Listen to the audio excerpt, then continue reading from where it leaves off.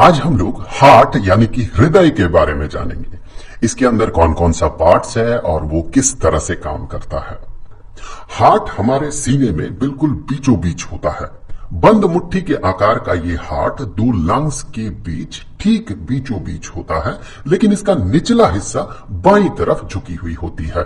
यहां पर आप ध्यान दें, ये हम दाहिने बाएं इस तरीके से कहेंगे कि हम मान लेंगे कि हमारे सामने एक इंसान खड़ा है और वो हमारे तरफ मुंह करके खड़ा है और उसका हार्ट हम देख रहे हैं, तो ऑब्वियसली ये उसका लेफ्ट साइड होगा जो कि हमारा राइट साइड है और ये उसका राइट साइड होगा। तो इस बात को आप थोड़ा ध्यान दें। ब्लड सर्कुलेशन के लिए रिस्पॉन्सिबल होता है हार्ट। हार्ट पंप करता है और थ्रू आर्टरीज एंड वेन्स वो ब्लड का सर्कुलेशन होता है। अब देखिए यहां पर क्या क्या पार्ट है। इस हार्ट में ब्लड आता कहां से है? इस पाथ से ब्लड यहां पर अंदर घुसता है। यहां पर एक चेंबर है। चलिए मैं सबसे पहले इन चेंबर्स को लिख लेता हूं। सो यहां पर एक चेंबर आपको दिखेगा और यहां पर एक चेंबर आपको दिखेगा। यहां एक और चेंबर है, यहां पर एक और चेंबर है। मेनली हार्ट 4 चेंबर्स से बना हुआ है। ऊपर वाले जो चेंबर्स है, इन चेंबर्स को एट्रियम कहा जाता है। तो यहां पर एक एट्रियम और यहां पर दूसरा एट्रियम। यहां पर जो एट्रियम होगा ऑब्वियसली ये राइट एट्रियम होगा। ये जो है ये राइट एट्रियम होगा और इस तरफ जो एट्रियम है ये लेफ्ट एट्रियम होगा। एट्रियम का प्लूरल फॉर्म एट्रिया होता है। अब यहां से ये जो नीचे वाला चेंबर है, इस नीचे वाले चेंबर को वेंट्रिकल कहा जाता है। ये जो है ये वेंट्रिकल है। ऑब्वियसली 2 वेंट्रिकल्स है तो इसे हम कहेंगे राइट वेंट्रिकल। ये राइट वेंट्रिकल हो गया और यहां पर ये एक चेंबर है, इसे हम लेफ्ट वेंट्रिकल कहेंगे। ये हो गया लेफ्ट वेंट्रिकल। तो 4 मेन चेंबर्स है। अब देखिए ब्लड किस पाथ से पहुंचता है। बॉडी में जो डीऑक्सीजनेटेड ब्लड होता है, मतलब सेल में रेस्पिरेशन के बाद जो कार्बन डाइऑक्साइड बनता है, उस कार्बन डाइऑक्साइड को जो ब्लड अब्सॉर्ब करता है और वेन के थ्रू वो हार्ट में पहुंचता है। तो यहां पर वो वाला वेन है, इसे वेना कावा कहा जाता है। मेनली वेना कावा 2 तरह का होता है, सुपीरियर वेना कावा और inferior vena cava. Superior vena cava body के अपर पार्ट से ब्लड को, डीऑक्सीजनेटेड ब्लड को हार्ट तक पहुंचाता है और इंफीरियर वेना कावा जो है ये नीचे से, निचले वाले पार्ट से ब्लड को, डीऑक्सीजनेटेड ब्लड को ये हार्ट तक पहुंचाता है। तो ये हो गया वेना कावा। आप याद रखें 2 तरह के वेना कावा होता है, एक तो सुपीरियर और इंफीरियर।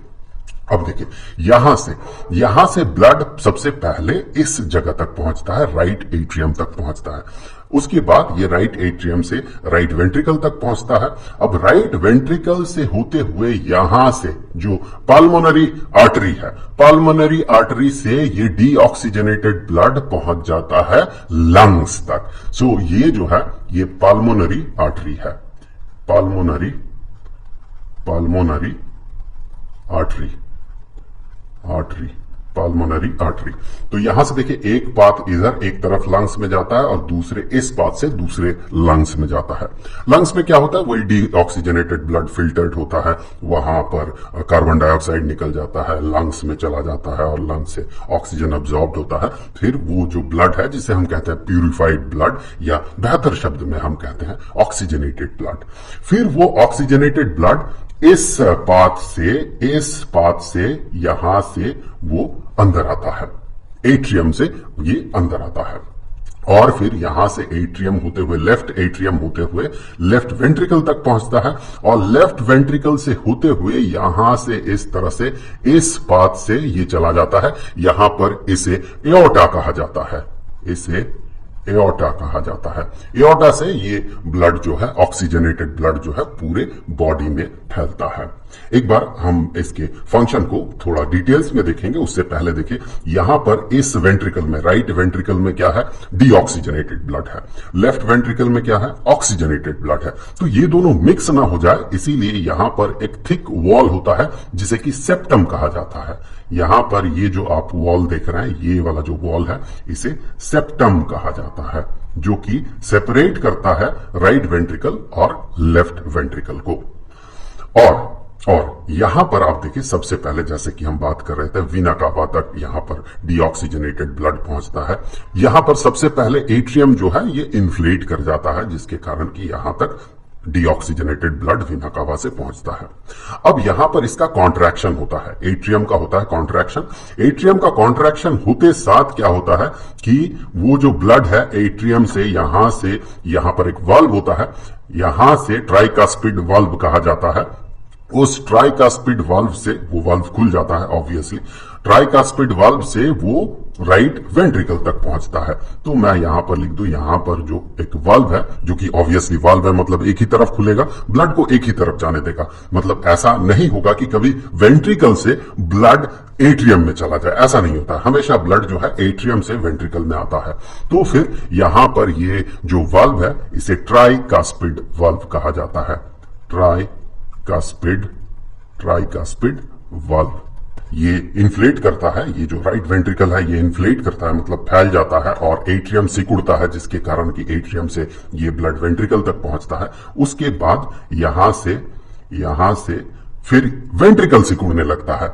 जब वेंट्रिकल सिकुड़ेगा उस समय चूंकि यहां पर ट्राइकास्पिड वाल्व है तो ये ब्लड एट्रियम तक नहीं जा सकता है, बल्कि यहां इसके साथ पल्मोनरी आर्टरी का जो है लिंकेज है, यहां से ये ब्लड का पाथ मिलता है, ये पल्मोनरी आर्टरी होके ये ब्लड बाहर निकल जाता है। इस तरह से ये पल्मोनरी आर्टरी होके बाहर निकलता है। ये डीऑक्सीजनेटेड ब्लड पल्मोनरी आर्टरी होके लंग्स तक पहुंचता है। फिर लंग्स में फिल्टर होता है, लंग्स में फिल्टर होने के बाद ये लेफ्ट एट्रियम तक पहुंचता है।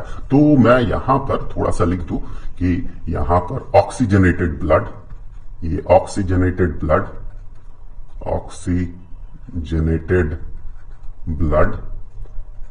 आता है, ब्लड फ्रॉम लंग्स थ्रू इस पाथ से ये आता है, लेफ्ट एट्रियम तक पहुंचता है। और यहां पर मैं लिख दूं, वेना कावा के थ्रू राइट एट्रियम में डीऑक्सीजनेटेड ब्लड आता है, डीऑक्सीजनेटेड ब्लड फ्रॉम बॉडी के अलग अलग पार्ट से डीऑक्सीजनेटेड ब्लड यहां तक पहुंचता है।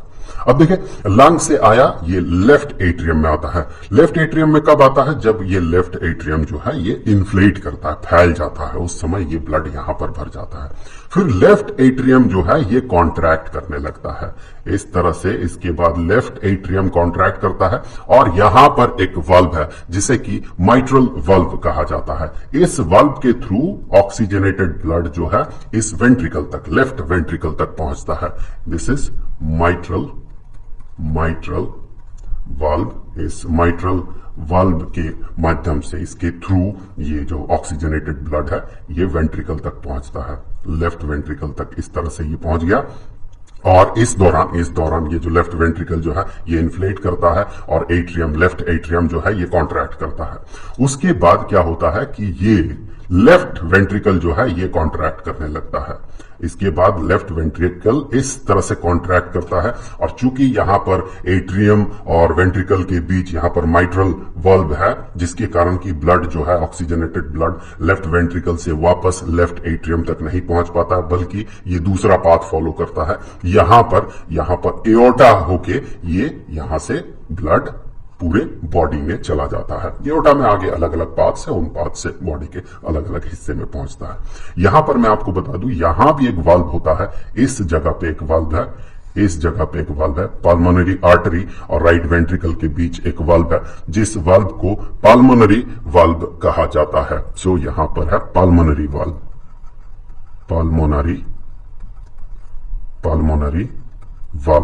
और यहां पर भी एक वाल्व है, इस जगह पे एक वाल्व है जिसे कि एओर्टिक वाल्व कहा जाता है। ये भी, यहां भी एक वाल्व है ताकि जो ब्लड है ये ब्लड लेफ्ट वेंट्रिकल से एओर्टा में जाए, एओर्टा से लेफ्ट वेंट्रिकल में वापस न आए। और पल्मोनरी वाल्व का काम यही है कि पल्मोनरी आर्टरी से ब्लड जो है वापस वेंट्रिकल में ना आ जाए, राइट वेंट्रिकल में। ये हमेशा राइट वेंट्रिकल से ही ये पल्मोनरी आर्टरी तक पहुंचता है। तो यहां पर जो वाल्व है इसे एओर्टिक वाल्व कहा जाता है, इसे एओर्टिक वाल्व कहा जाता है।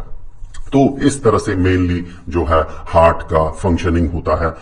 बहुत सारे वेन्स और आर्टरीज है। यहां पर मैं आपको बता दूं, हमेशा याद रखें, बाय डेफिनेशन वेन और आर्टरी का जो डेफिनेशन है, बाय डेफिनेशन ये कहता है कि जो हार्ट तक ब्लड को पहुंचाता है वो होता है वेन, और जो हार्ट से ब्लड ले जाता है वो होता है आर्टरी।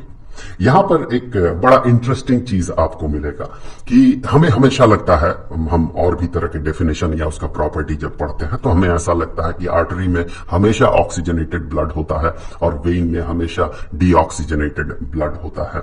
लेकिन इसका एक एक्सेप्शन आपको पाल्मोनरी आर्टरी में मिलेगा। पाल्मोनरी आर्टरी में आपको क्या मिलता है? पाल्मोनरी आर्टरी में आपको, इसका नाम आर्टरी है क्योंकि हार्ट से ब्लड जा रहा है, लेकिन यहां पर डीऑक्सीजनेटेड ब्लड होता है, क्योंकि यहां से जो हार्ट है, हार्ट से डीऑक्सीजनेटेड ब्लड उस दौरान बाहर तो निकल रहा है लेकिन वो डीऑक्सीजनेटेड है, वो लंग्स तक पहुंच रहा है।